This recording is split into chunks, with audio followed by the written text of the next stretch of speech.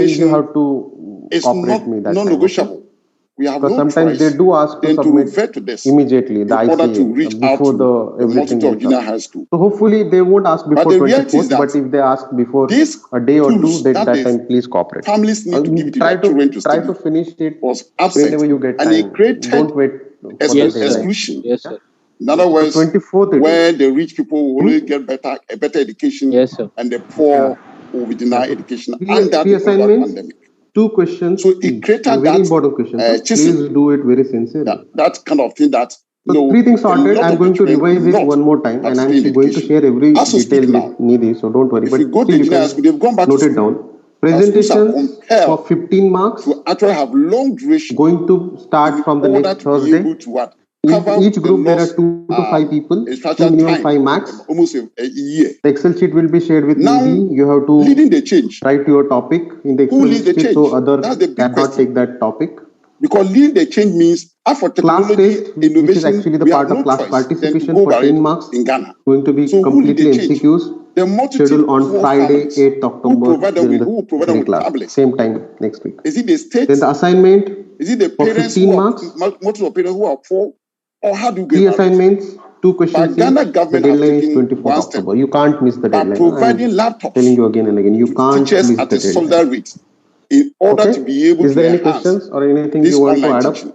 But the big question remains, if all teachers are No, equipped is this fine? with Nidhi? modern tools to actually embrace the change, Okay, I will what share these happened to the details multitude with you, poor? Nidhi. You please do share Are we those going to details deny with them everyone. education?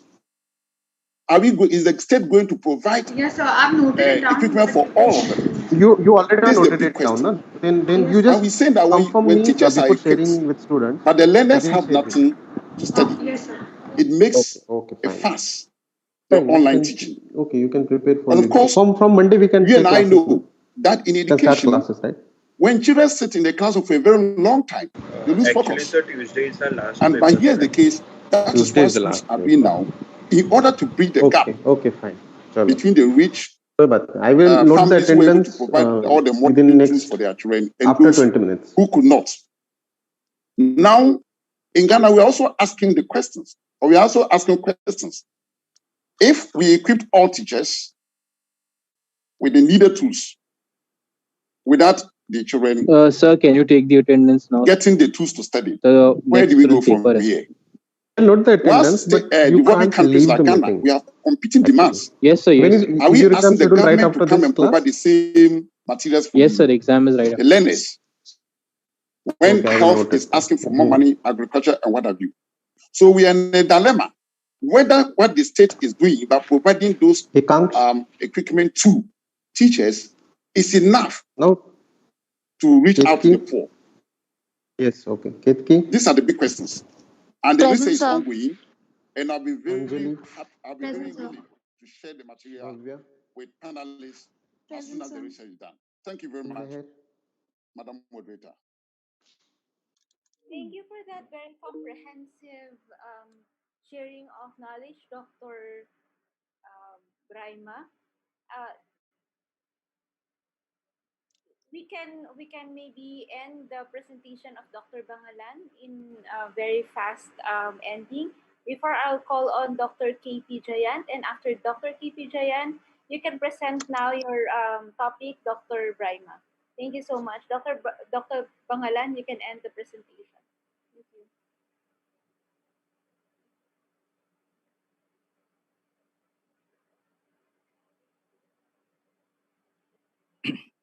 Okay, this is just to end my presentation. Okay, we know that this approach, the flipped classroom, is just one of the many tools, okay, that we can actually use, okay, in integrating technology in our teaching learning process. So it's just one of the many tools in your toolbox as teachers.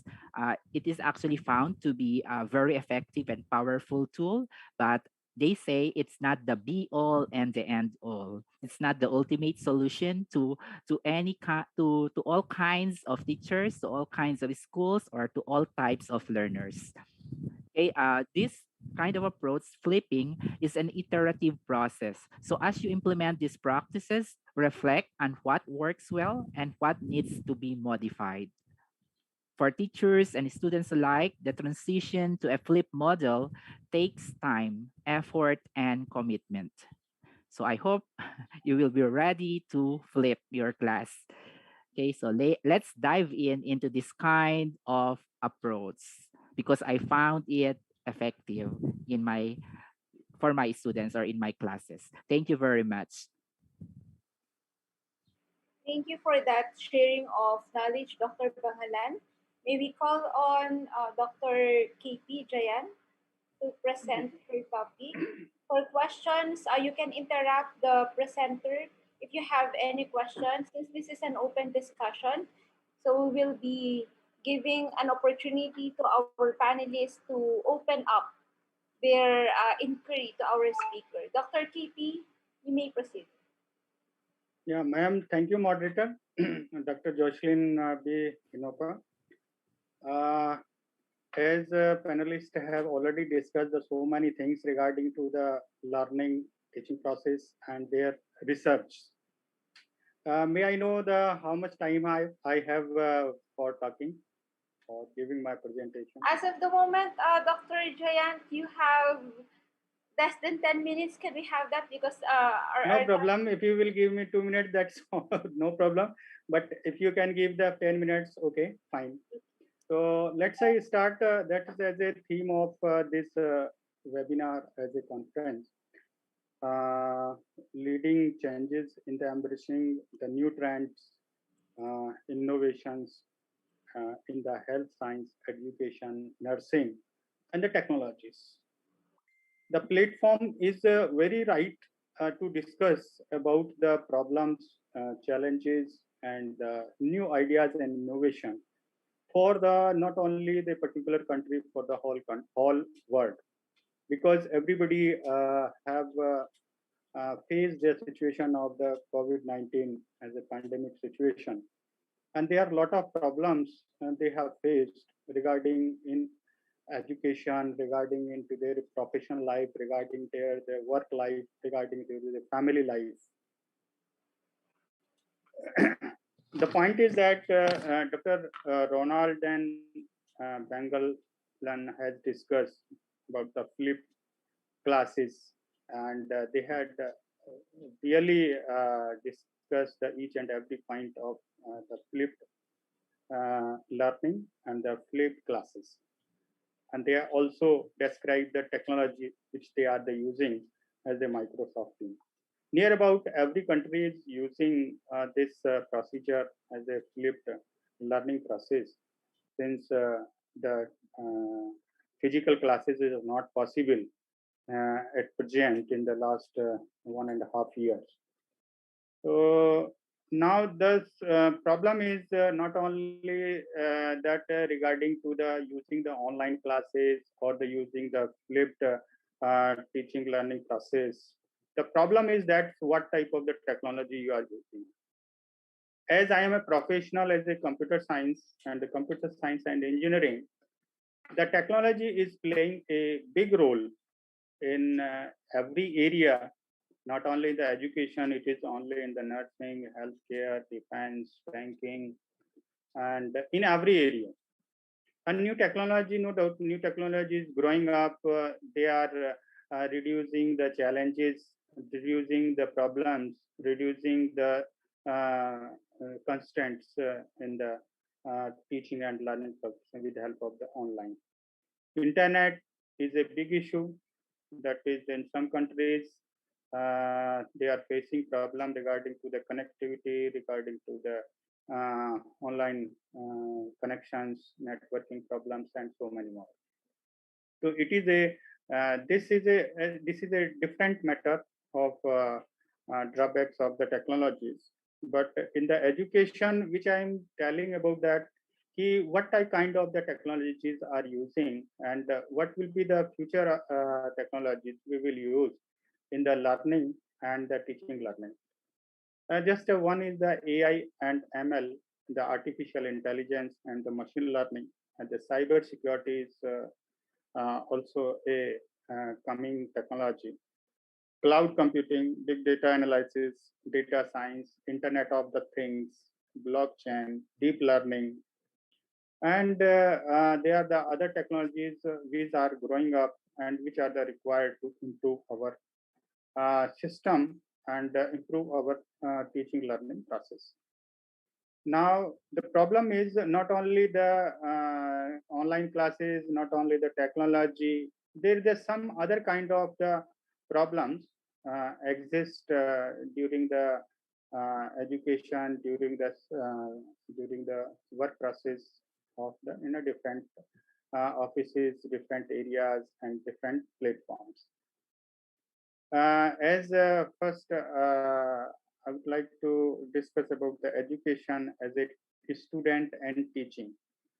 A bonding between the student and teaching is always give a positive response to learn the things.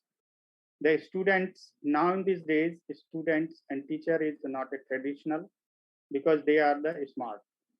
As always I say that today students are the smart students and teacher and professor, faculty members are also the smart.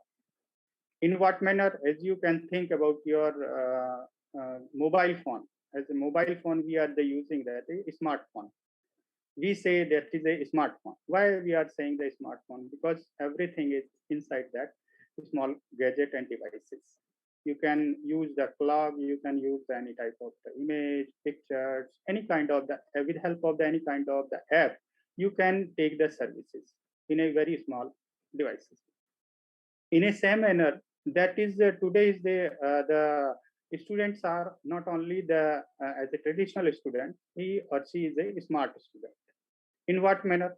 Because he or she is not dependent on the teacher, not only the physical classes, not only the schools. Why? Because he or she has the so many kind of the information near about in his hand also, I can say, with help of the internet. Because there are so many platforms through which we can learn new technologies, new ideas, new subjects, and new things. In what manner we can learn? Because there is no bar of learning at any age. We can learn, we can start to learn anything else in a different level, on a different age. So there is no dependency of this.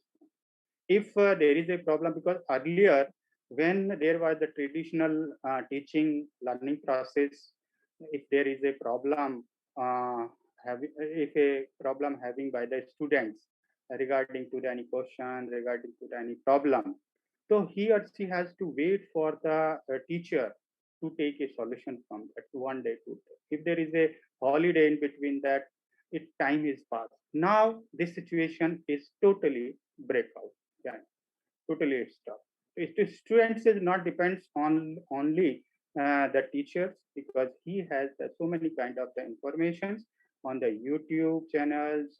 There is a different kind of the platforms where he or she can use the audio, video lectures, or in notes, digital format notes, PPTs, etc. Let's say describe the 3 points. The government of India has started. There is a under the MHRD, Ministry of Human Resources R&D. There is a MOOCs. MOOCs is nothing massive open online courses.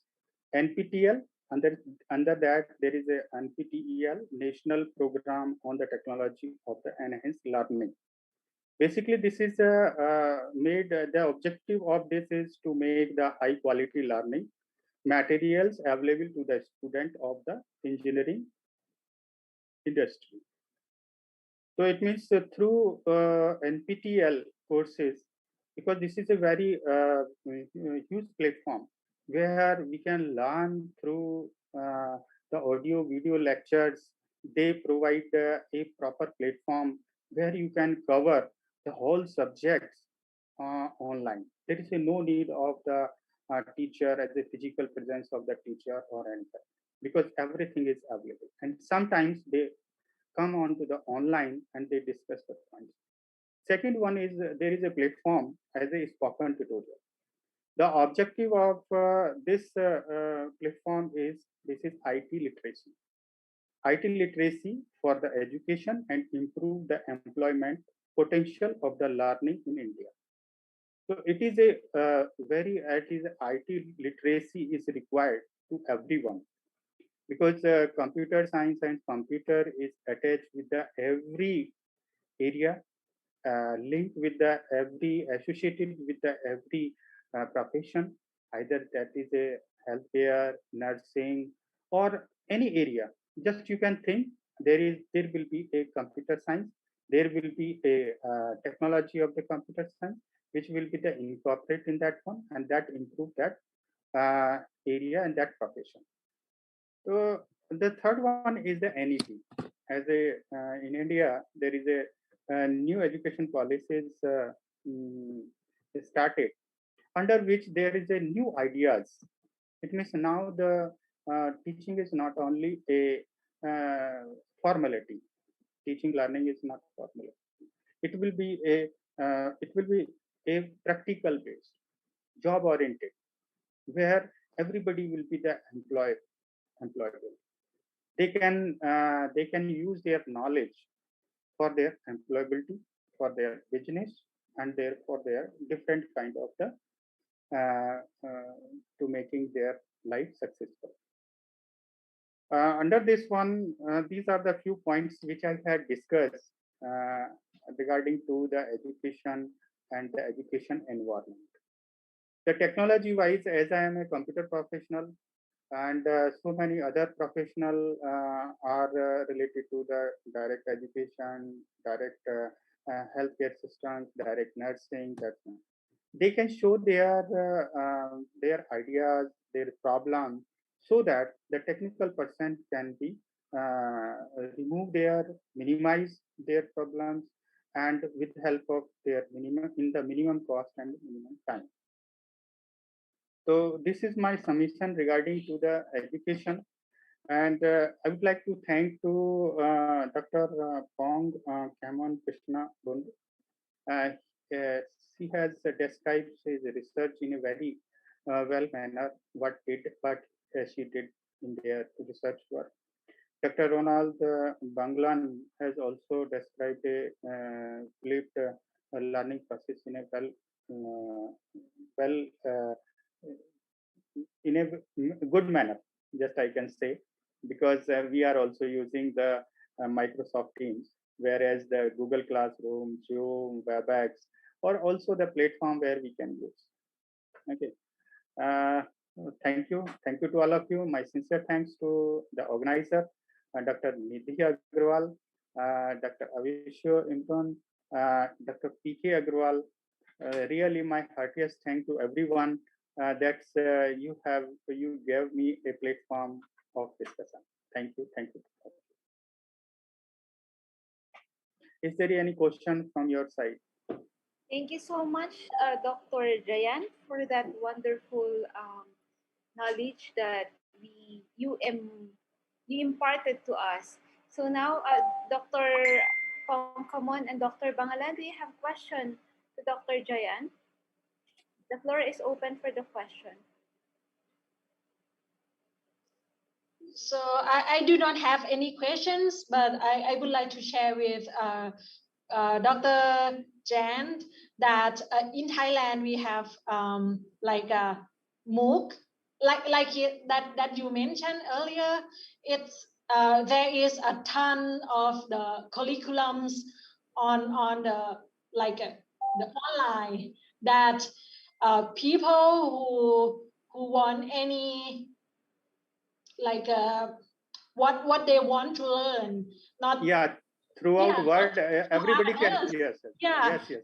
Yes. There are so many curriculums, many classes that you can explore and learn outside the career that you work. So for me, I have experiences that I took some classes that is a law of the medical area, kind of that. I think there is some benefit to provide knowledge on the available website that anyone can access and get. Yes. Anybody can access, and there is a systematic way to complete your course. There is no bar between that. once you will register, then definitely they will give time to time assignments. There is a class videos, audios, as well as timely they will send the information on your email IDs so that you can complete your course. After completion your course, you will give an examination, and they will give a certificate regarding to your completion, and that will is valid in different government education systems and different places where you can use that course that I had completed this course from the NPTEL. So there is a very nicely, and their professors are not only they are from the renowned universities and renowned colleges. Their audios and video lectures are available on that platform, and sometimes they interact with you online also. Thank you. In the same manner, that is spoken tutorial also. If you want to learn any kind of the things, then you can go at the spoken tutorial, and there are so many kind of the videos on a particular subject. Either you want to understand that is what is the computer, what is the computer platform. There is a very time limited, means 10 or 12 minutes audio videos are available, because you know that everybody have no time to give the more time. Then 10 or 12 minutes, you can complete your one session. Thank you. Yeah, that can make the learner has a long life learning. So since we have the number of the population in elderly people is dramatically increased. So yeah, that is maybe a challenge to use a MOOC. I think it is not MOOC. We need to. It is NPTEL. Yeah. NPTEL. Yeah, I agree. Thank you so much. That is National Program on the Technology Enhancement Learning. Yeah. Dr. Bangalan, do you have something for Dr. Kayan?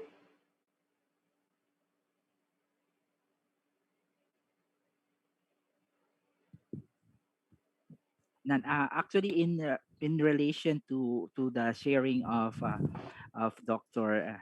Actually, in the Philippines also, especially at the university, okay, of the Philippines Open University, they are actually offering, free courses and MOOCs. They have their UPOU model, and they are also training, okay, teachers or instructors in the tertiary education. So, thanks to this university, state university, who are actually equipping us, okay, instructors in the tertiary level with the digital skills and how to use technology and different LMS, and how to actually adapt to this new learning modality. With regard to our practice in the Philippines, we have actually another agency, for the basic education. We have what we call the Department of Education. So during the pandemic, they actually have they have their ed order and the learning continuity plan, okay, of public schools in the Philippines, okay, to deliver, okay, to continue learning for our students. And they have actually choice on the learning modality. They offer modular distance learning. They have also the online offline, okay. We have blended learning, okay, and then they also created some TV-based instruction. So they actually maximize television as well as radio broadcasting, and even podcasting is being used, okay, in the Philippines, in the Department of Education. In terms of tertiary education, what our Commission on Higher Education actually promoted is actually the flexible learning, wherein teachers and students can actually use different kinds of modality. Okay, there is actually a choice of the pace, the place, the process, and the product of learning. And that's what we call flexible learning. Universities have to design their own flexible learning plan. And we did that in St. Paul University, Philippines. And it's actually possible if we integrate actually technology. It's actually, we need to embrace all this technology to really deliver quality instruction to our students. So thank you very much. Thank you. Thank you for that wonderful sharing of ideas, Dr. Bangalan, Dr. Jayant, and Dr. Pongkamon. The last but not the least, maybe have Dr. Awaisu Imuran for his sharing of idea for this topic. Dr. Awaisu.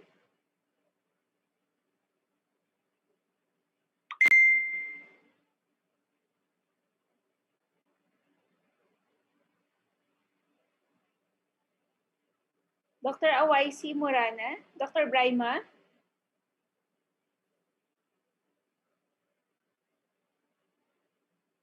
Dr. Hipona, I think there is Dr. Starokadomsky from Ukraine.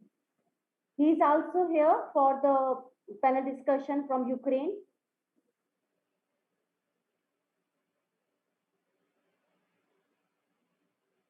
Okay, Doctora, may we welcome Dr. Starokadomsky from Chuiko Institute of Surface Chemistry Academy of Sciences from Ukraine.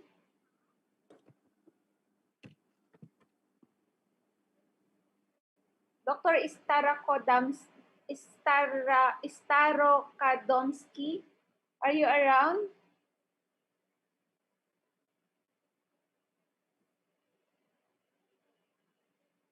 No, I think he is not in panelist. Might be he in the attendee list.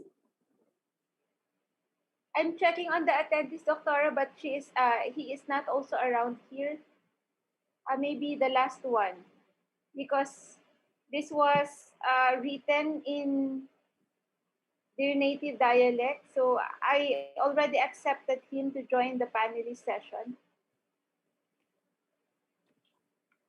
Okay. Meanwhile, we will discuss about the Dr. Imurana. Hello, yes, I'm Starokadomsky, Ukraine. Okay. Dr. Imurana, you want to present up your presentation to BCP? You want to share your screen? May we also request you, Dr. Starokadomsky, to open your video for us to fully acknowledge you. Welcome yes, to our all right. I see you. I hear you. I see you. Okay.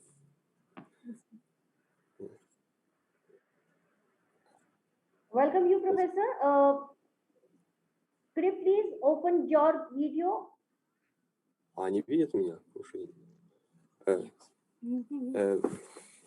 Have you a video with our poster? Нет, постер загружен. Где он? Okay, Professor, you may go ahead for your presentation or your view. Yes.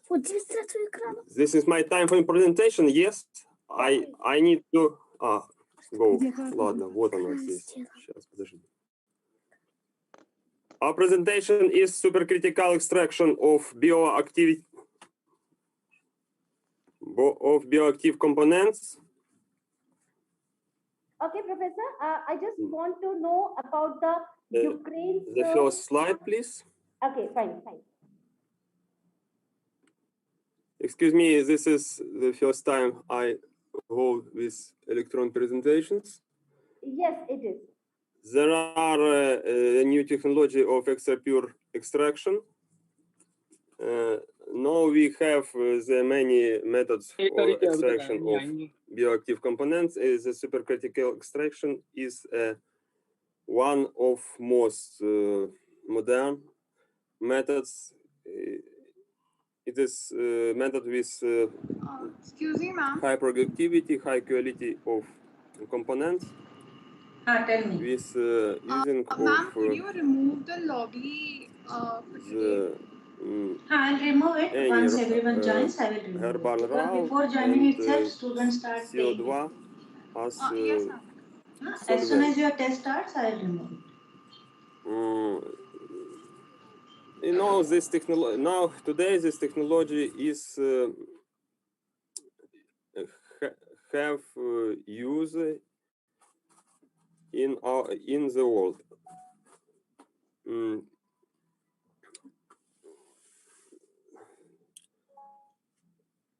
topics of use of this technology are the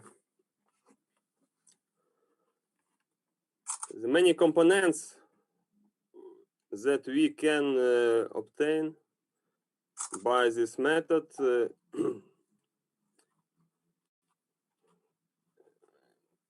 In particularly the components that cannot to extract by other methods.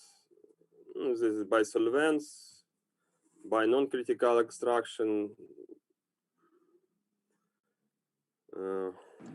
Ma'am, could you repeat the instructions, ma'am? By extraction with Yeah. So first question, solutions. 10 marks, multiple choice question. There are and after that, once your test is over, there would be a gap. 2 and 3, which are objective type, this descriptive type questions. You have to write your name, roll number, and other details on plain paper. And then after you solve your answers, you have to upload it on MS Team. Ma'am, you have created an assignment. I have already created assignment for multiple choice question as well as this one, question 2 and 3. It needs the blank. You put the link in the chat box. No, everything is already scheduled. You will get it. At 12:12, you will get it.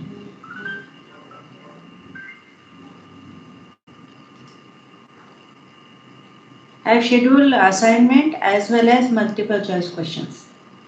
Yes, ma'am. Thank you.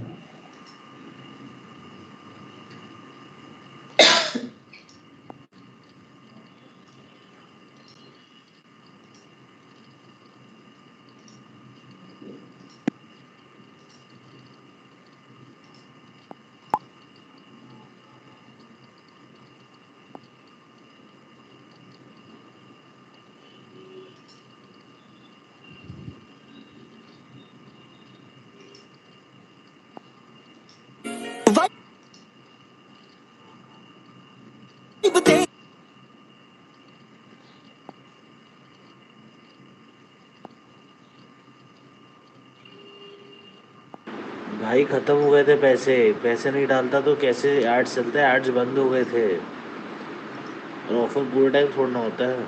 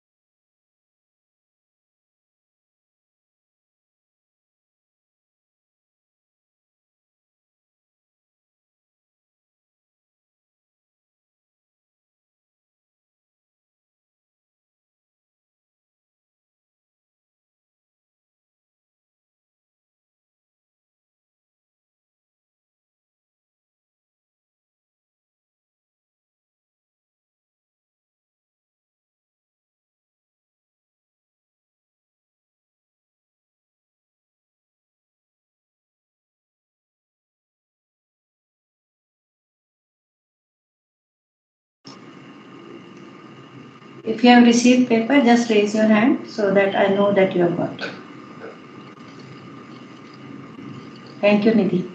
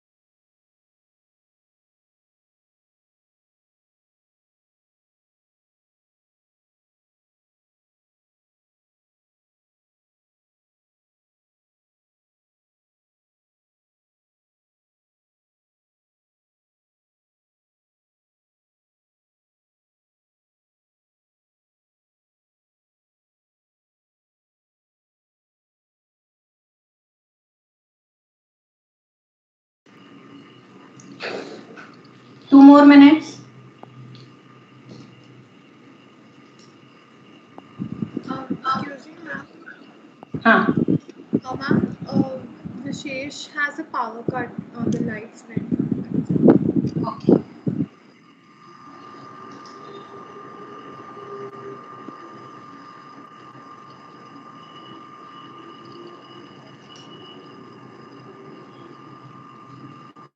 Two more minutes. Recording in students. progress. Is she here?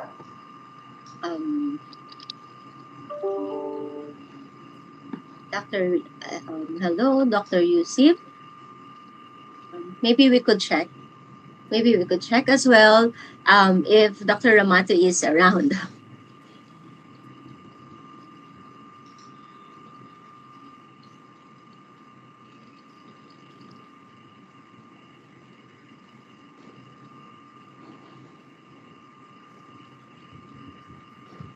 I think she is in attendee, so might be.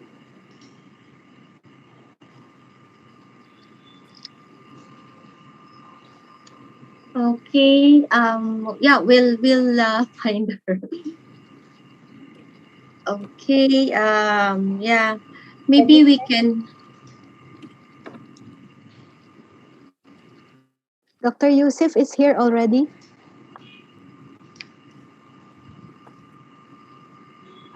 Okay, so may we call on again Dr. Ramato Yusuf. Yeah, she is here.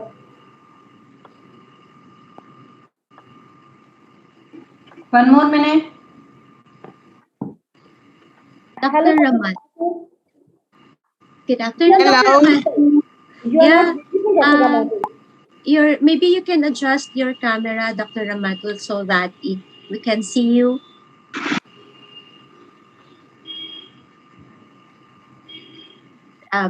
Yes, much better. Hello, can you see me? Yeah, that's better. Hello.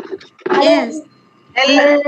I have already told that I'm not going to remind you. I'm not going to extend Can my you now time. hear me, please? Yes, we can hear you. Okay. I've already reminded. Now it is your turn. Okay, that's great. It's been a wonderful and great day.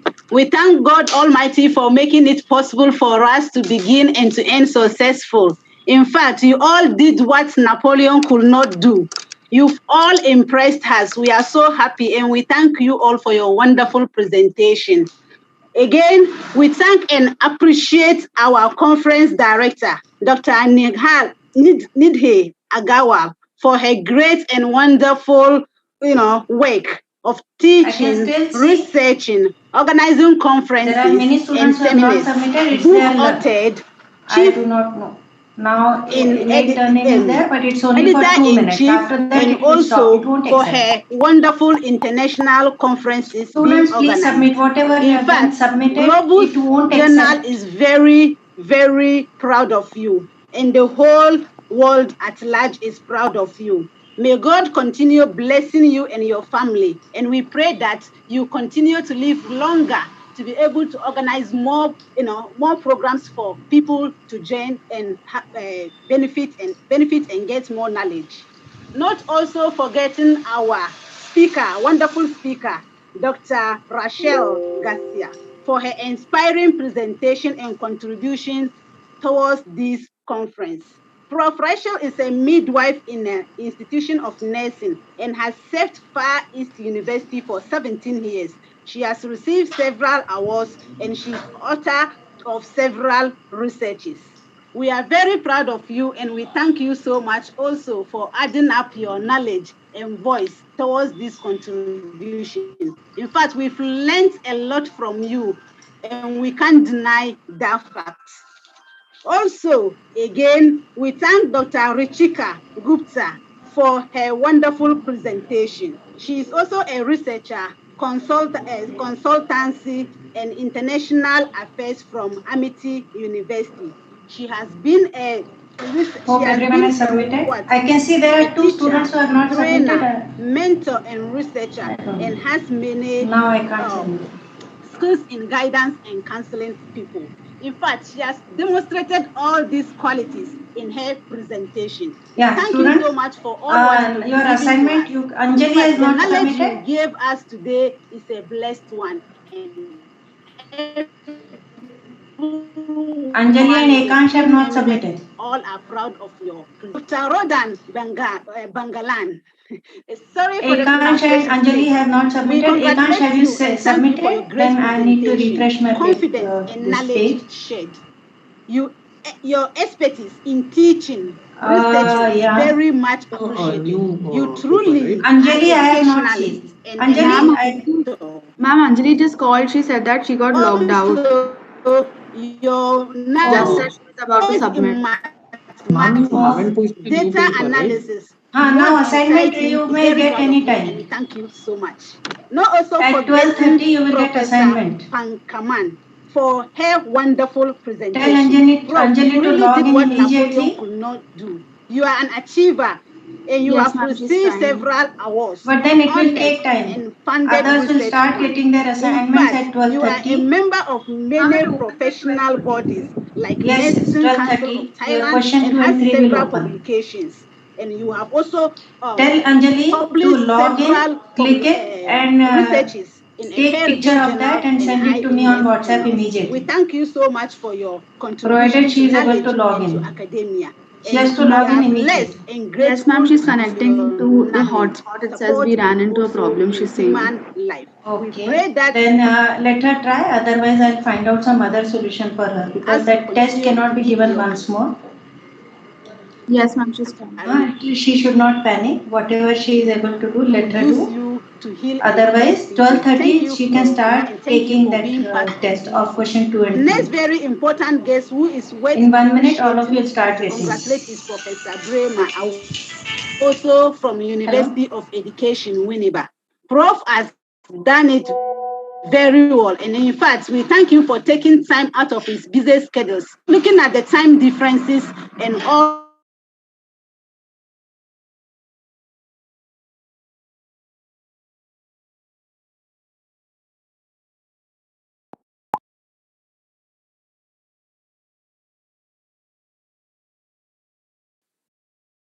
Okay, hello. Maybe I think we have lost Dr. Yusuf. Hello. Hello.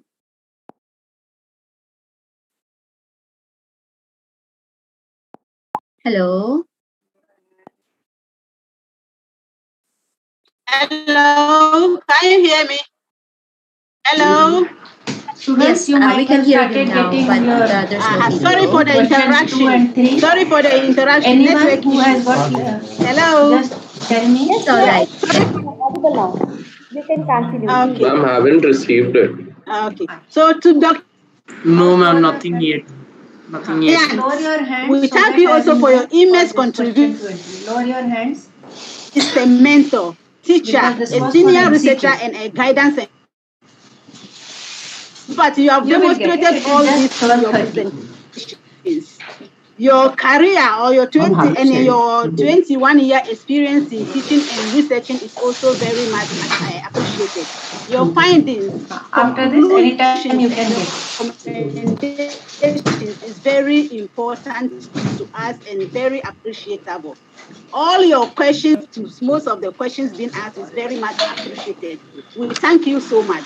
Anyone who our dear moderator, Dr. Jocelyn, we thank you also for a great work, great job done. We appreciate you and we thank you for your wonderful moderation. It is a very good one and we pray that you keep it up.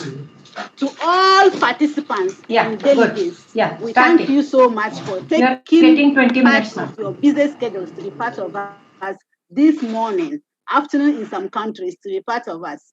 Thank you so much all. We appreciate you, and Jira and the team thank everyone for participation. Thank you all. Bye. Thank you, Ramati. Thank you. Thank you, Dr. Yes, hello. Thank you, Dr. Yusuf. It's a well-said appreciation. Yes. Together with Dr. Yusuf, we are indeed grateful to the guest speakers and panelists for sharing their knowledge and skills especially in unwrapping several possibilities, potentials of nursing research or Excuse me, ma'am. research education. So, so how are you? How are you guys? Ma'am, my question paper is We hope including. that you are learning a lot and that you have these several takeaways from our guest speakers Jigar, ma'am. and what they are they've been presenting. Loading means So, you are not able to however, open it till I know now. that of course, No, ma'am. even Okay, you can from a exit team and distance, then okay, again we re-enter. can hear your tummy grumbles. So, yes. So with that, we'll pause for a break and then we'll be Try back this after once. 30 Otherwise, minutes. No send me need to your leave mail Zoom ID. I platform. will Just make send sure it. that you're on Got it? mute Oh, and okay, that great. your videos are disabled. So yeah, we'll be back after 30 minutes. Thank you. Thank you, everybody. Everyone, We'll thank just you. pause for a break. Yeah. Dr. Sugay, just clear one thing that with paper presenter, they will join with the same link of the panelist.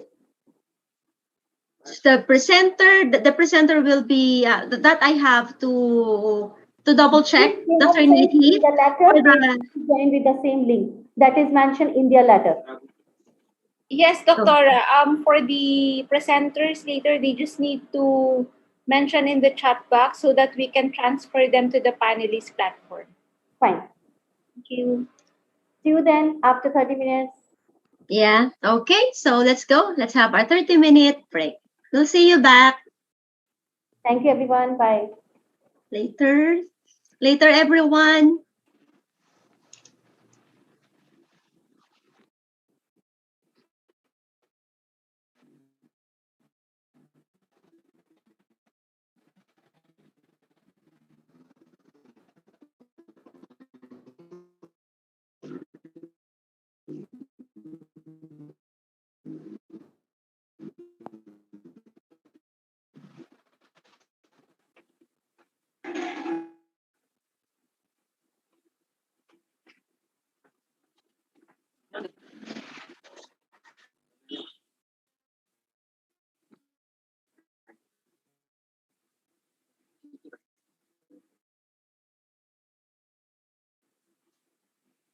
Tadi kan lagi. Wife dia Mickey.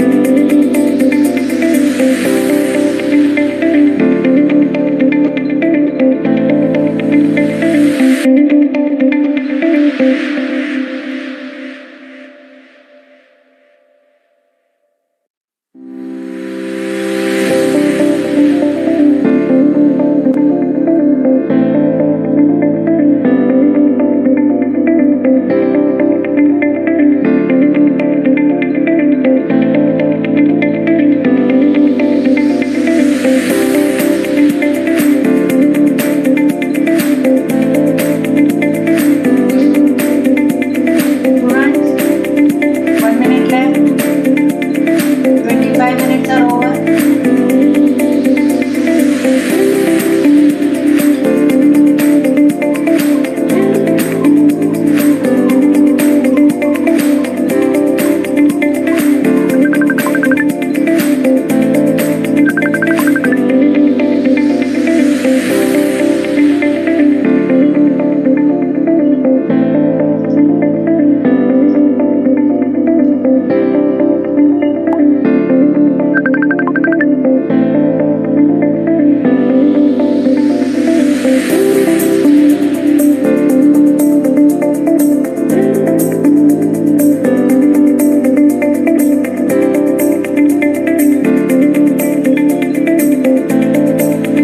Students submitted. After that, I don't know.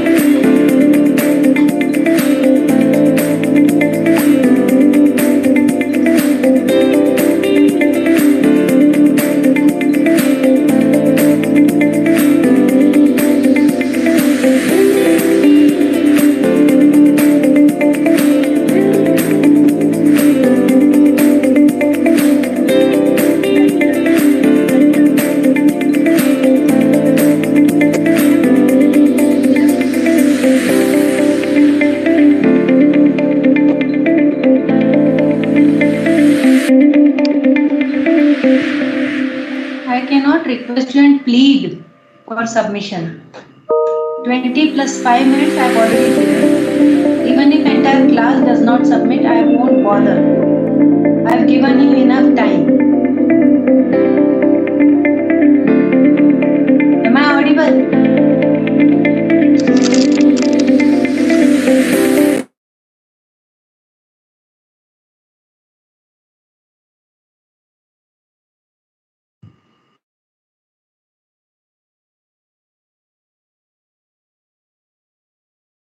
Am I audible, students?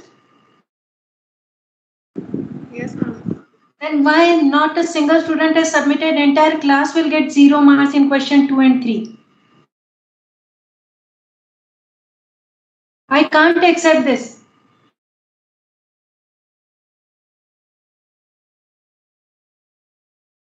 I have extended it by 3 more minutes and after that no more changes. Only 3 minutes are left.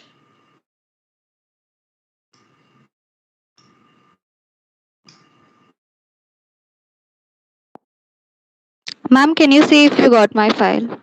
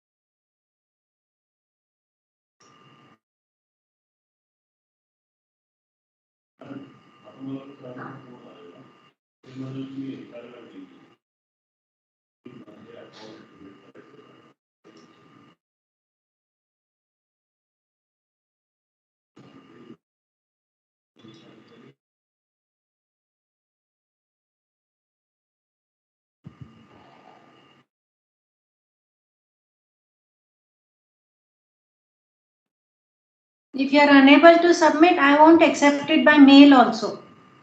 I have not got any response from any of you. After this, I won't accept by mail or WhatsApp or any means. This is the last minute of submitting.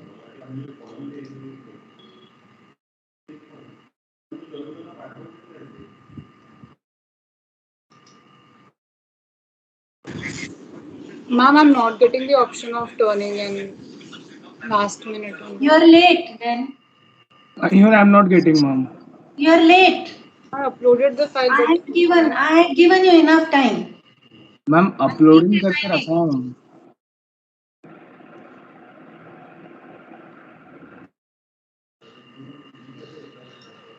I have been telling you, everyone. I have been telling Ma'am, that. uploaded, ma'am. Ma'am, can you check?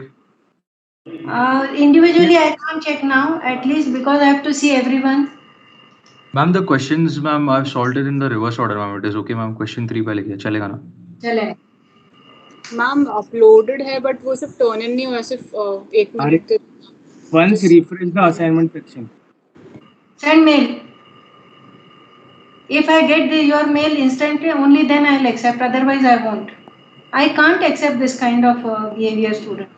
Ma'am, I'm liberal doesn't mean that you take advantage of that. I have been telling for last 5 minutes. I'm requesting you all. If this doesn't happen, I can't. Yes, ma'am. I refreshed. I turned it. Ma'am, could you please open it for a minute, ma'am, please? Now it's not possible.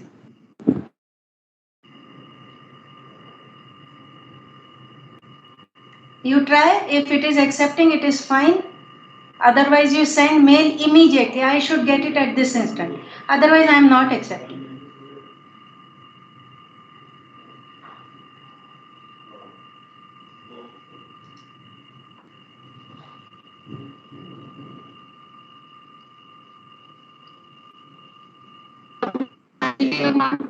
It's taking time to send via mail also. Ma'am, can you please send your email? I have sent it. It is there in chat box. Okay, ma'am. I'll check it. I'm really sorry.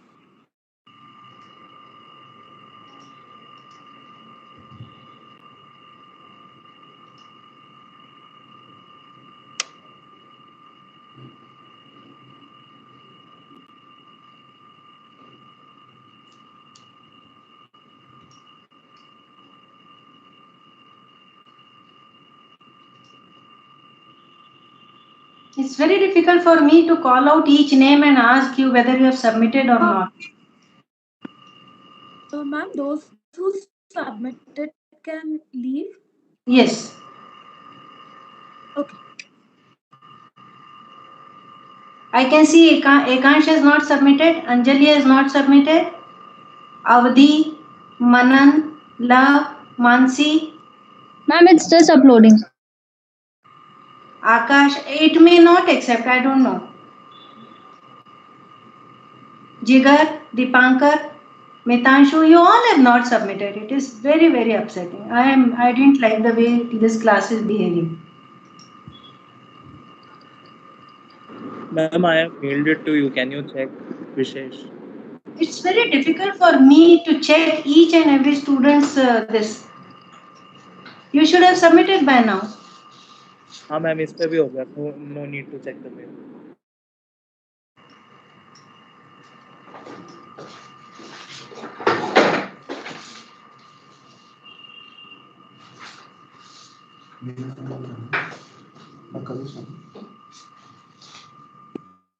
I can still see many students who have not submitted. If it closes, I can't take risk.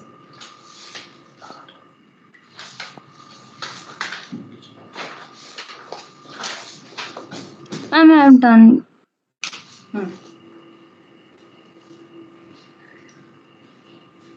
Excuse me, ma'am. Yeah. Ma'am, I don't know what is the issue with my Adobe Scanner. Ma'am, I scanned and I have turned in, but ma'am, it shows the file name is scan October 1st, 21. Send mail to me. Ma'am, I have turned in, but then I wasn't able to rename it because my app keeps crashing. Send mail to me. If it is turned in, then it is fine. I should be able to read it. Yes, ma'am, it is turned in. I'm just talking about the file name. I wasn't able Okay, to no worries. rename it according to my roll number. No worries. Ma'am, I've uploaded it, but it's not turning in for some reason. Because time is up. Ma'am, it is. Ma'am, I turned it. I uploaded it earlier only. It was getting uploaded. But we gave time. 5 minutes we have given time for uploading. Ma'am, can I send it to your mail then? This is not right. If you do this and during end term exam, I won't be there for supervision. A third person would be there. No one will consider like this. I can see Anjali has not submitted. Mansi has not submitted. Akash has not submitted. Jigar, Dipankar, Dipanshu. Ma'am, I've mailed it to you because the turning in option has Ma'am, I not come. submitted Ma'am, my I've turned in and mailed it as well. I'm Ma'am, I have giving submitted refresh. as well. Because we Ma'am, cannot. it has been uploaded on the assignment Ma'am, I have on Teams, submitted. but it's not turning in. Okay, now I've rephrased it and now I'm calling out all the names.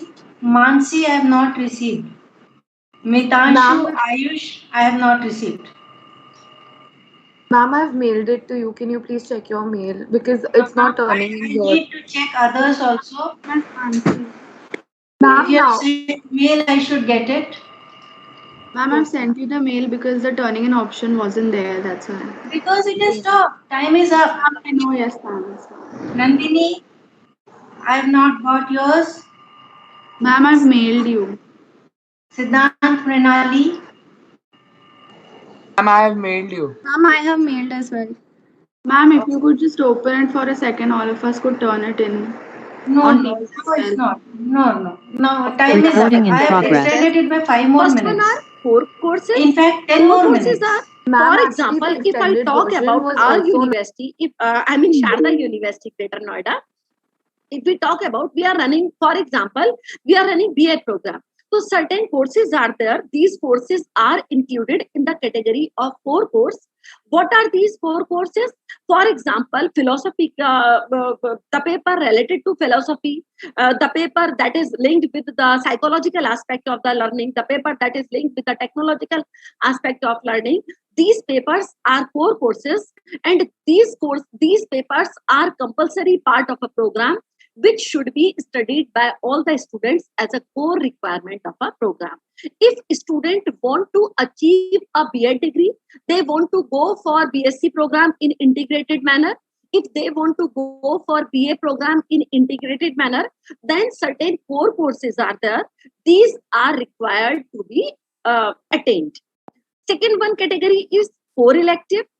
These are the courses offered by the main discipline as the discipline specific elective of a program.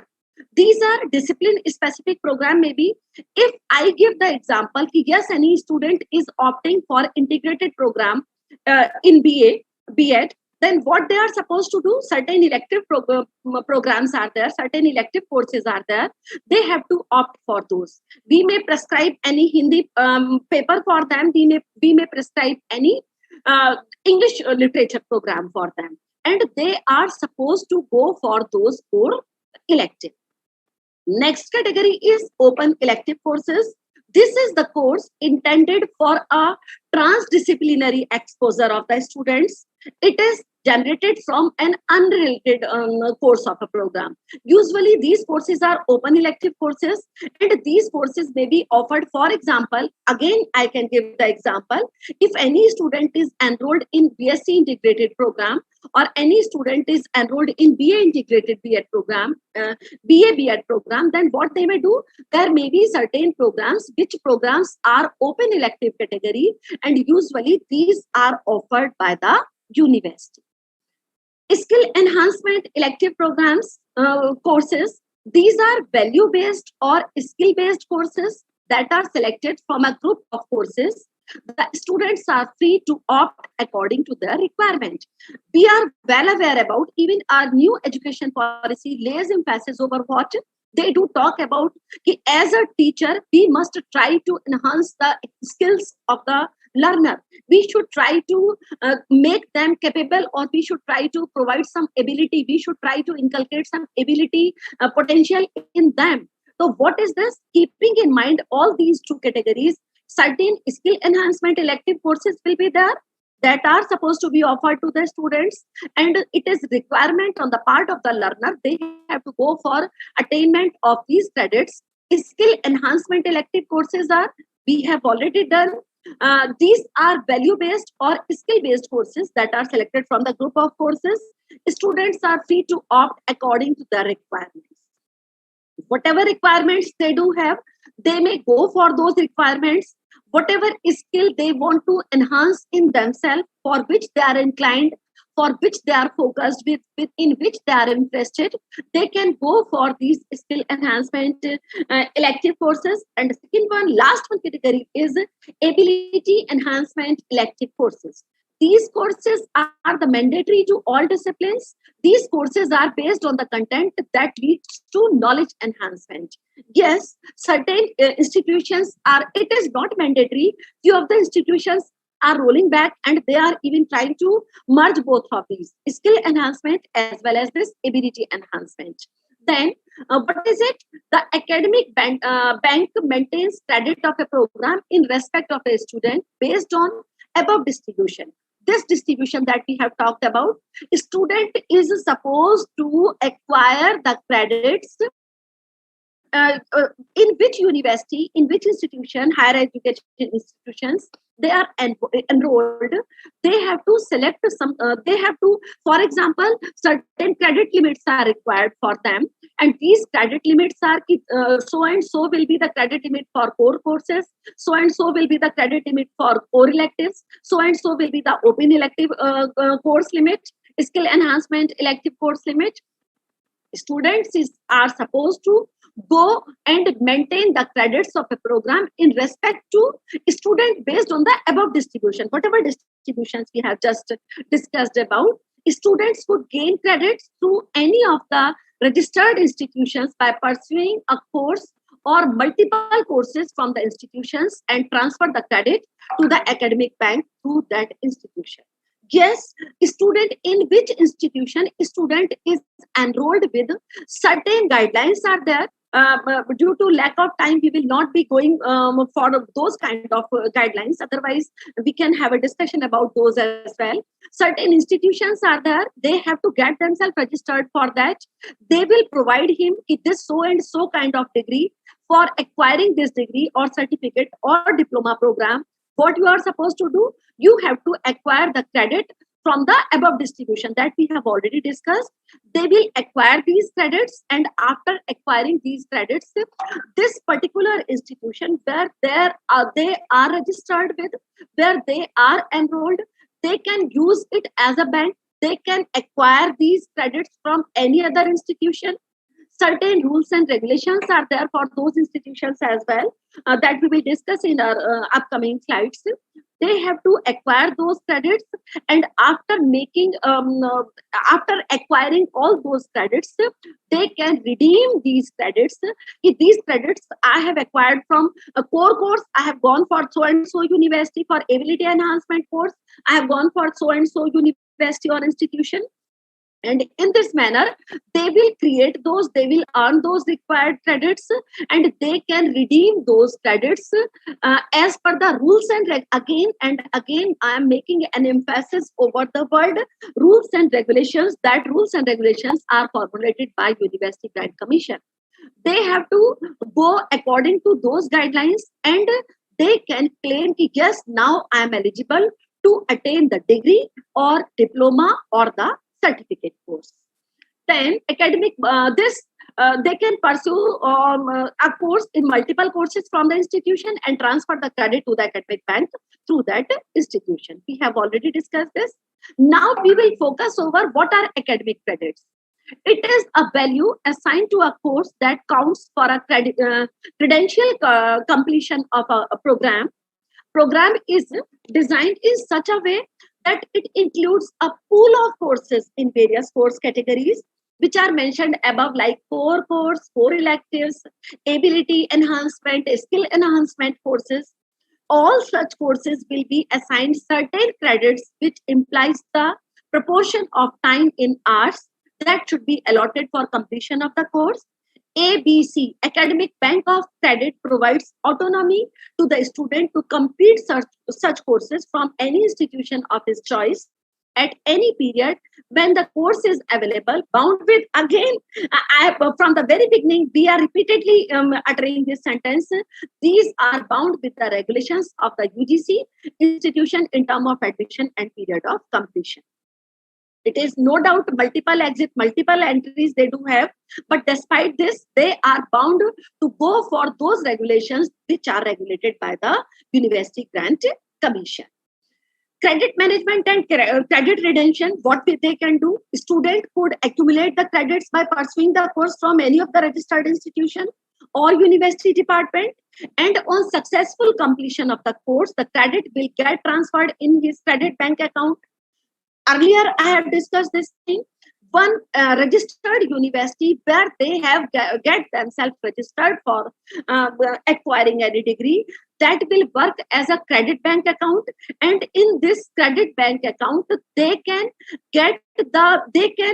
transfer the degree, they can transfer the credits that they have acquired from other institutions.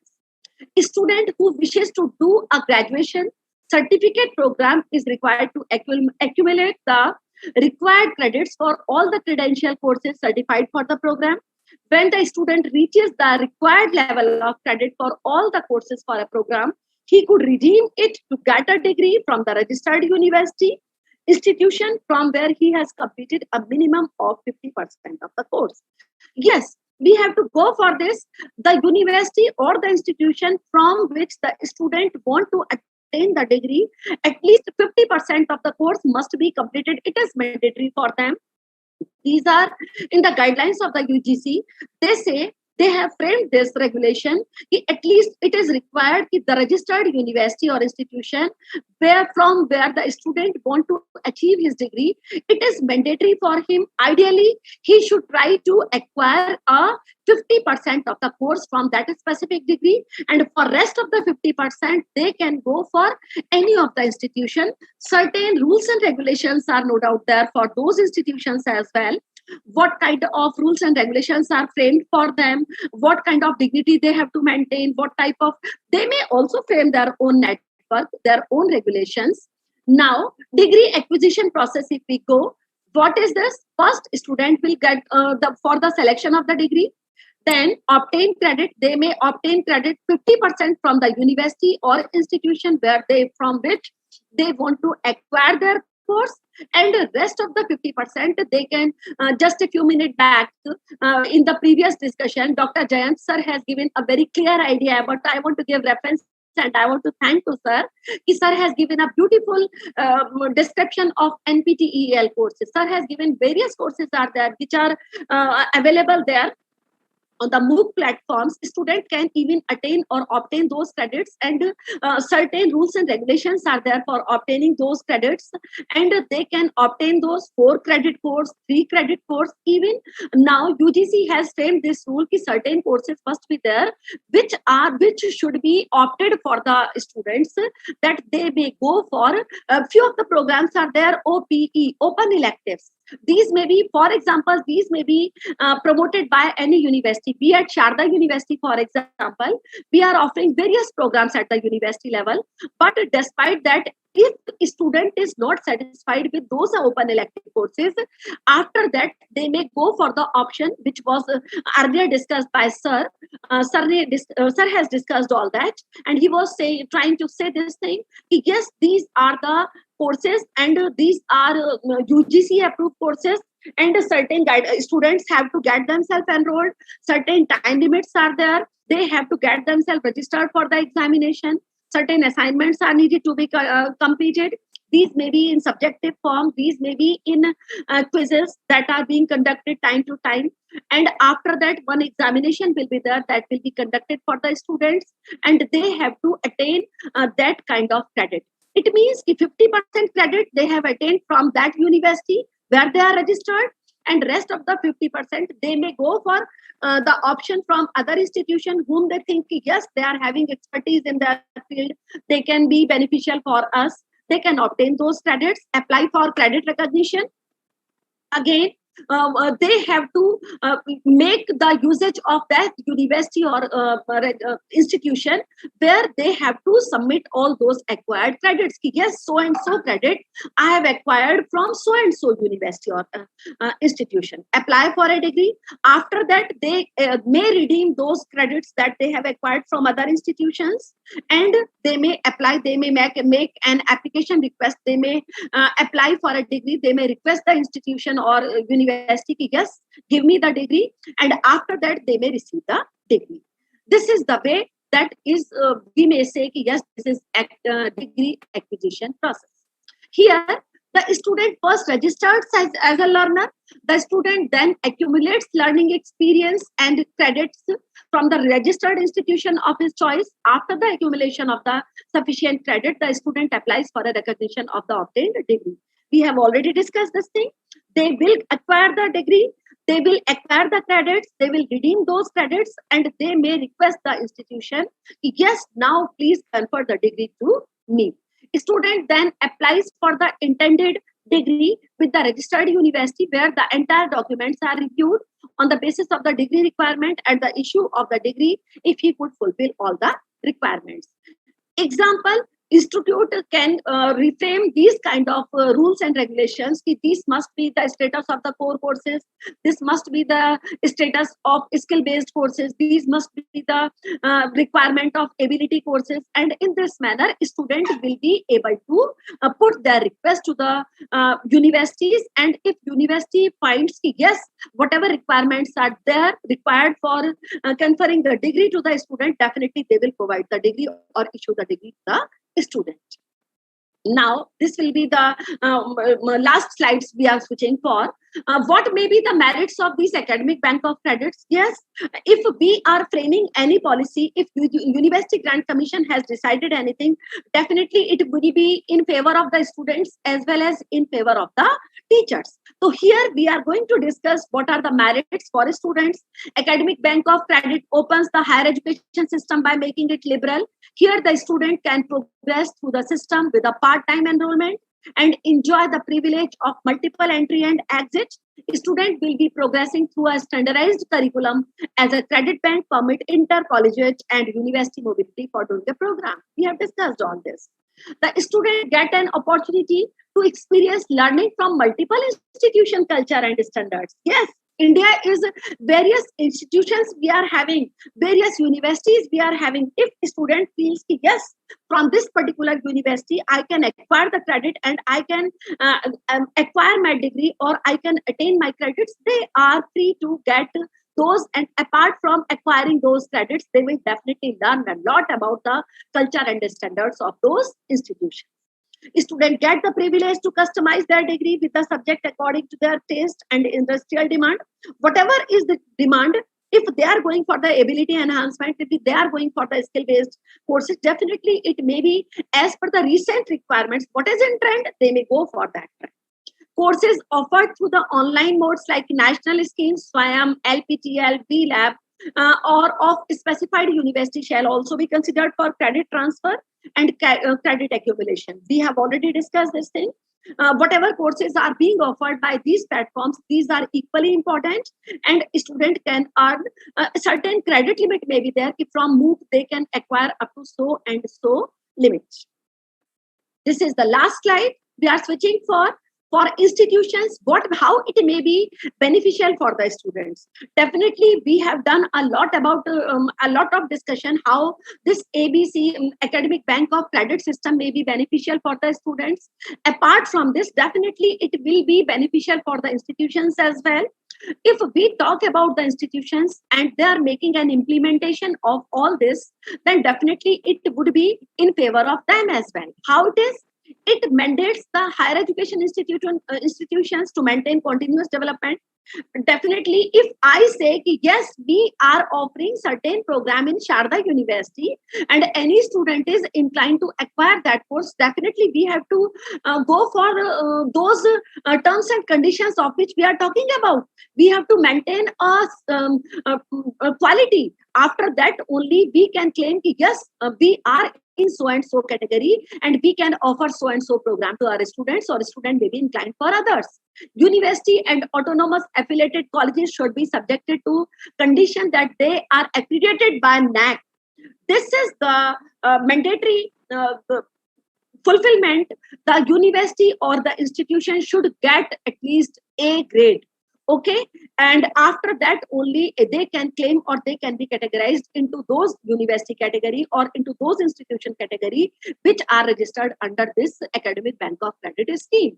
In case their accreditation status goes below A grade, at any point in time, ABC membership shall be ceased to exist. However, the student enrolled before the change of accreditation status for a given set of course could enjoy the facility of transfer of credit for the award of degree.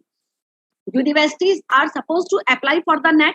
If any university is slipping from that A grade and the student was already enrolled for that university, then definitely it will not create a negative impact on the part of the learner, but definitely it will motivate the universities or the institutions to maintain their quality.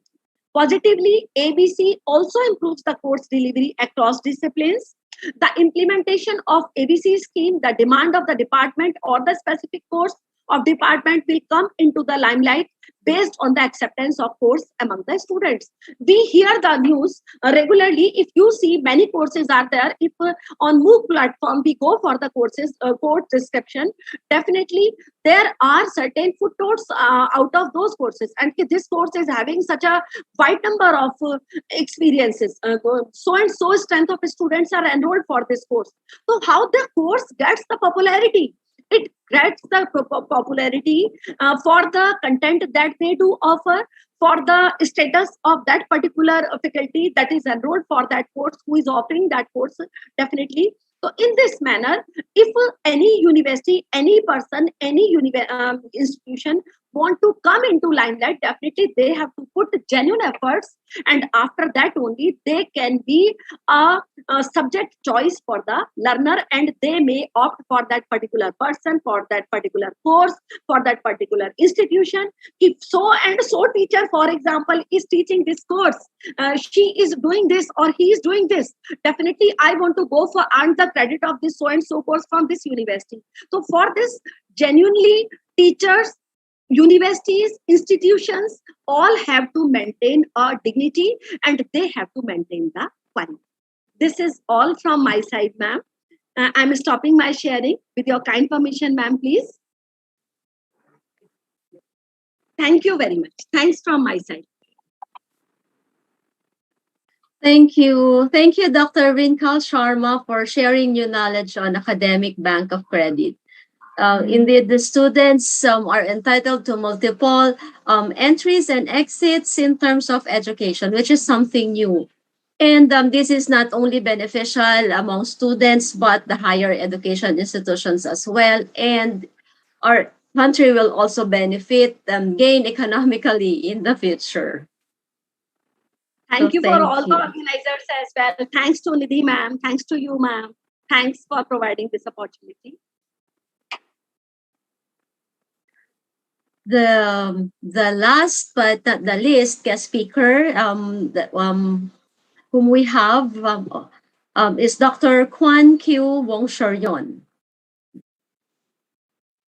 Dr. Kwan Kyu Wong-Sharyon earned her bachelor's degree and Master of Nursing Science program in Naresuan University, Thailand. Dr.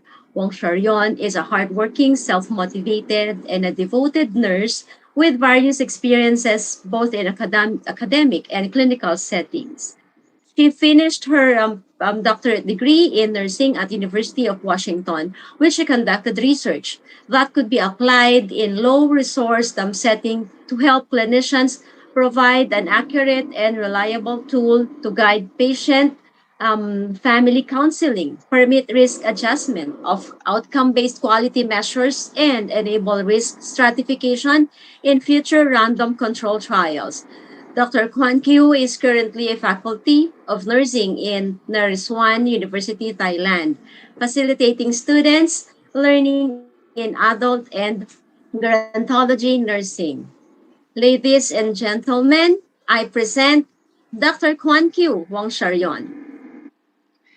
Thank you, Dr. Judith, for your kind introduction. Can you hear me well? Yes. Yes. Thank you. Give me a few seconds to share the screen.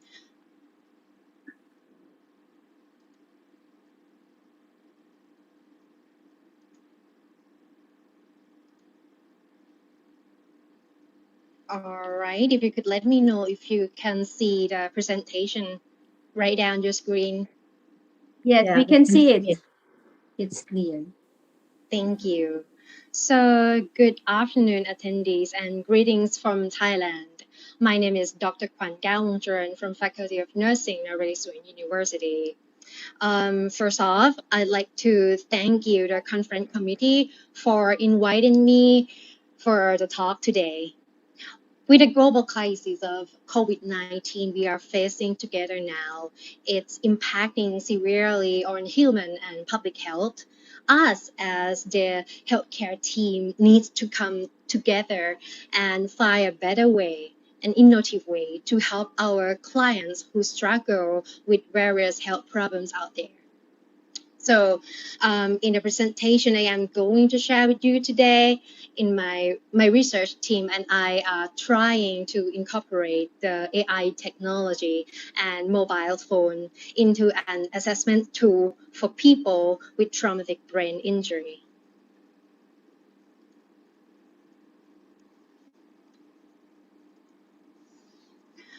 So talking about traumatic brain injury or TBI, it is a leading cause of death and long-term disability around the globe. In a global level, research has shown that more than 10 million people suffering from TBI each year. And TBI also causes almost 2 million visits at emergency department. Among people who go to the hospital, 25% of patients are treated in the hospital, which causing almost $76 billion a year from the healthcare system budget. It is also impacts on the individual level as it burdens the patient and their family by causing lifelong disability. Brain injury can come in many phases. It can be mild, moderate, and severe, depends on the GCS or Glasgow Coma score, level of consciousness, or the duration of amnesia. Patients with moderate and severe brain injury are usually treated in the hospital, while ones with mild injury can be observed in the emergency department and discharged within a couple hours. However, sometimes the one with mild brain injury is not getting into the hospital at all because they may be asymptomatic, while the damage in the brain is slowly building up until it is too late, especially during the COVID-19 spreading, where you wouldn't want to go to the hospital unless necessary. So if we can find a way to detect this group of patients and provide proper treatments, we might be able to decrease risk of complications and long-term consequences.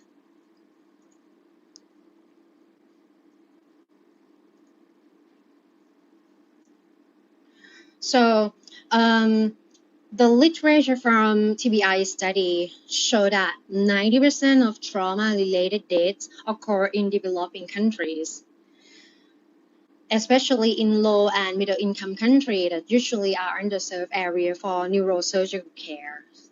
And countries with limited resources have a significant longer admission time to the hospital. And although there are some use of advanced neural monitoring technologies in low and middle income countries, they were concentrated where the interest in traumatic brain injury neurointensive care is high. In other words, only big cities have proper resources to take care of TBI patients. And low level of interest in these disease areas usually has the worst patient outcome. So the conclusion from this literature telling us that there are underserved population that need a better care to improve the outcome of the TBI. So if you can see the picture of the globe here, it's come to the question why we want to conduct a study in Thailand. So here is the figure of global incidence of traumatic brain injury. Here is the can you see my cursor here? Here is the United States of America, and this country is so big that it takes almost half of the continent. And right there, here is the China, where I have approximately the same size as the USA. And the teeny tiny country over here is Thailand. As you can see from here, the Thailand road traffic fatality rate per 100,000 population was 36.2, which is 2 times higher than big countries like the US and China. And statistically, we also found that once an accident occurs, the average duration to transport victims from the scene to the hospital in Thailand is 5 times longer than the US. Also, because of the high cost of gas, makes Thai people are more likely to use motorcycles and pickup trucks as their modes of transportation. We also facing the shortness of facilities and well-trained staff for neurological patients. The situation is so bad that in 2015, WHO lists Thailand as the second worst TBI burden in the world, follows Libya. So why assessing pupil is important in TBI care? In clinical setting, care providers determine whether a person has a brain injury by examining their neurological responses, and the pupil right reflex is one of the most important components of their assessments. Basically, the pupillomotor fibers in the midbrain are very sensitive to brainstem compressions caused by breathing, ischemia, or other mass-occupying lesions. So normally, we assess the reflex using a pen light exam to observe pupil responses after they are stimulated by flashlight. However, this method is subjective and can cause high error rate in making a diagnosis. This is why we have to confirm the result with the CT imaging. But not every hospital has CT available. It is expensive, and the CT itself produces high dose of radiation, which could bring long-term complications. There is another standard equipment that can measure the same component, but provides more accuracy and reliable result called pupillometer here. Yet this equipment has not been used widely because of it is expensive, complicated, and very fragile, which is why its use is limited to patients with severe TBI. This is the reason why we have developed a phone application called Pupil Screen that could work as a pupillometer, but way easier to use and way cheaper. To establish the scientific merit of the phone app, we need to evaluate pupil screen and bridge the gaps in evidence and practice. By testing its performance with gold standard devices and determine ability to independently use for patient screening, we believe we can prove how useful it is in the real-world situation. So we conduct a multi-phase study. The initial phase is to see how accurate is the pupil screen. By evaluating the performance of the pupil screen compared to pen light, pupillometer, and CT, we calculate sensitivity, specificity, positive and negative predictive value to determine if the pupil screen is accurate compared to the gold standard. And in the second phase, we want to see whether the pupil screen performs consistently, and we are going to use the interclass correlation coefficient to compare the reliability of the pupil screen with pupillometer. And in the last phase, we like to establish the knowledge whether can pupil screen predict the neural worsening, or in other words, can pupil screen tell you that if you get a brain injury, your symptom that you have right now is getting worse or not. So to train and evaluate our machine learning algorithms, we handed annotated more than 7,000 images of eyes. We manually selected points to determine the age of pupil and iris. These information were fed to the algorithm, and finally, we got a system called ground truth. The ground truth was used to for the machine learning to automatically detect how the pupil constrict over time. The pilot study was conducted in Seattle in 2016. And the early results from the first phase were published in 2017, as you can see on the screen here.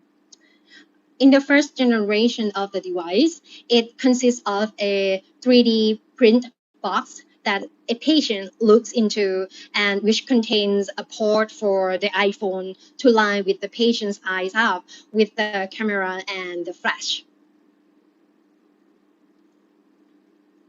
The pilot study has proved that the pupil screen can successfully differentiate between the pupil response of one with brain injury and healthy subjects. However, we found that it is harder for the pupil screen to detect abnormality among persons with brown or black eyes like you and me. So we learned that the ground truth algorithms will improve as it is trained on data we collect. Also, we need to train the machine learning algorithm to improve accuracy on brown eyes. Those findings lead to the present study in Thailand that is still waiting for the IRB approval. For the Thailand study, we will use the second generation of the pupil screen, where we take out the 3D box and use only the phone to make it more user-friendly.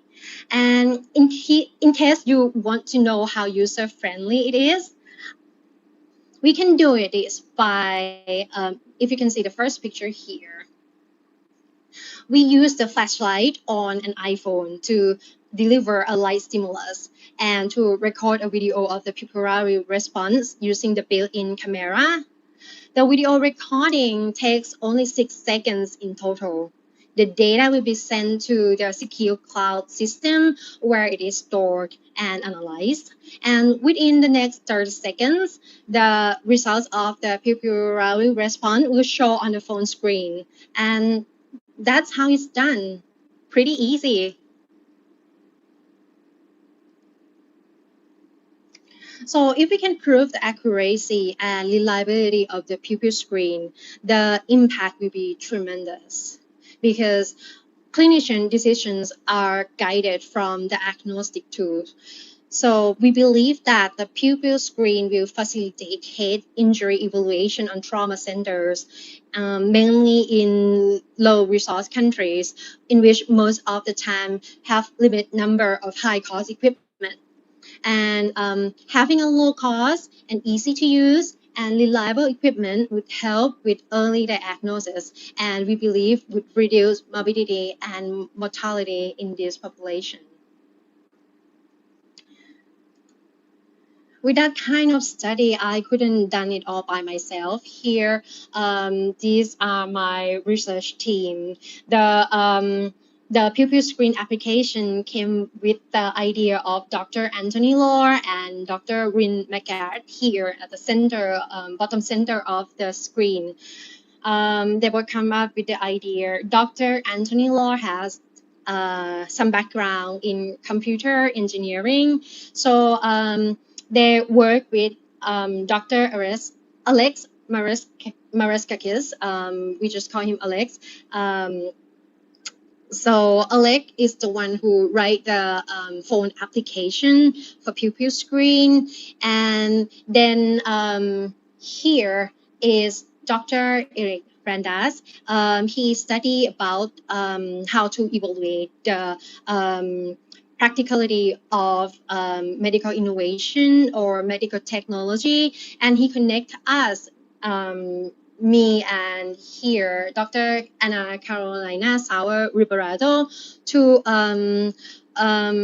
work as a team to improve the ability of the pupil screen to predict the neural worsening. And we also got the support from Dr. William Canestro to hook us up with the Washington Research Foundation to support all the research funding. So as you can see here, this project is the collaboration between University of Washington Harborview Medical Center and Washington Research Foundation. We also got a startup money from Amazon, and we got the expertise support and knowledge support from Naresuan University and Puthut Chinnarath Hospital. This project got awarded by the Washington Research Foundation and University of Washington as the cutting edge research project from the PhD student. And we've been trying to build up a team in Thailand at the University Hospital in Naresuan University and also the level 1 hospital in the area. And right now, we already trained the team to collect the data and analyze the data. We're just waiting for the IRB to approve. And this time of COVID-19, any research that have the direct human contact will be postponed. So that is a big bump that we have to come over. So anyway, that is the presentation that I want to share with you today. Any questions or suggestion or comment, I will be really appreciate here. Thank you.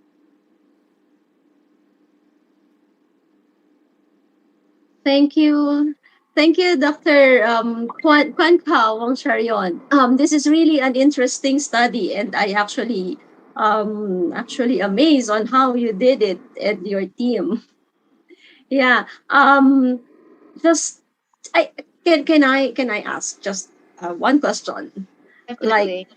Like, how did it go among the participants? What's the any common reaction after using the pupillary the pupil screen application? Any response, especially when you've used the mobile or the cell phone? Any reaction? Yeah, great question. Adverse? So for the subject that we test the pupil screen app on, because during the video recording, we have to shine the flash stimuli from the phone, and it's very close to the subject eyes. So they're a little bit complain about bright flashlight, but that's it. That is the small uncomfortable feeling. From the perspective of the user, we asked the nurse at the emergency department and the intensive care unit to try using this phone app, and they all like the phone app because when you're talking about big hospitals that have different level of experience or training among nurses or physicians, there is a lot of in agreement of without reading from seeing the pupillary responses. So these phone application kind of giving an objective result that you could agree on. One last question. Like, how were I know we've got an element to follow. So how were the results received? Yeah, both of course by the institution, by the research team. How was it like in terms of validation, perhaps, or its efficiency, its safety as well? Oh, definitely. Oh, let me come back to this slide. Okay. So actually, if you look closely into this slide, you will see different graph here. Let me give you some brief here. So on the top line here is an error rate of the equipment that we use to compare with the pupil screening and pupillometer, the gold standard we use to compare, and the human eyes or ex-nursing who are doing the pupillary response test. And we found that the error rate of the causing by the nurse is very high. On contrary, the error rate from using the pupil screen application is pretty close to the gold standard, the pupillometer. We haven't tested this with the CT result yet, but that would be in our second phase that we are going to conduct the study in Thailand. And however, if you look at the bottom line graph here, you can see that there are different color of dots here. So these are showing the error occurring when we detecting the pupil response from different eyes colors. And you can see that the people with brown eye have more scatter of dots around the graphs. So this means the error rate is higher with the pupil with black or brown eye, because the difference between the color of pupil and iris is really close. So that's why we there's still a lot to learn and still a lot of room to improve the phone application. But right now, we can establish the result that the pupil screen is working really well comparing to the gold standard equipment like a pupillometer. Okay, very well said, Dr. Kwan Kawang Sharyon. So once again, yeah, thank you for sharing your knowledge on assessing people with traumatic brain injury and taking into consideration the safety of utilizing equipment for assessing the pupillary response. Yes, indeed, this is actually an innovation that we're surely I will surely look into further results about the brown eyes because I've got brown eyes. And AI and mobile application surely innovation. So and this pupil screen application would maybe could be an answer to expenses as well, because this could be, as you've mentioned, would be economical compared to other ways of assessing the condition. Thank you.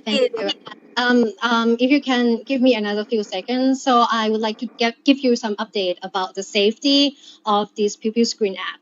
So we submit the FDA Food and Drug Administration at the USA to approve this as the medical device, and the first application was approved. So the next phase is to increase the number of subjects and test it with the CT brain imaging. Well, that's really good news that it was tested by US FDA. The Food and Drug. Yeah.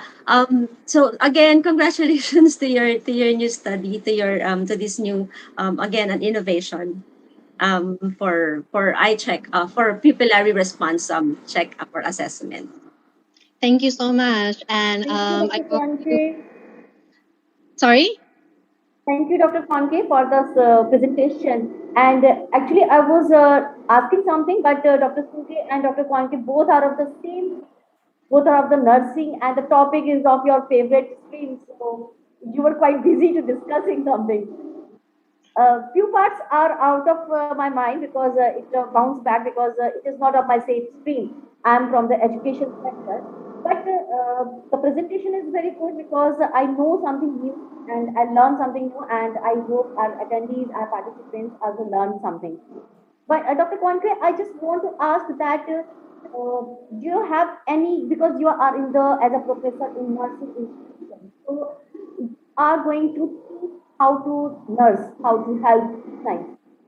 how to improve nursing. So how to improve the teaching of nursing, your new innovative techniques in Thailand? Well, it depends on what program that I'm going to teach. If it's the bachelor programs, I think the thing is trying to motivate them that there are more that nurse can do. And with the new generation of students, they like technology, and sometimes it's so hard for them to connecting how to provide human care using technology. And this would be a good example for them that we can merging both worlds into improving our quality of care that we can provide to the client. For the graduate students, this is also kind of like motivated them to explore the new territory of doing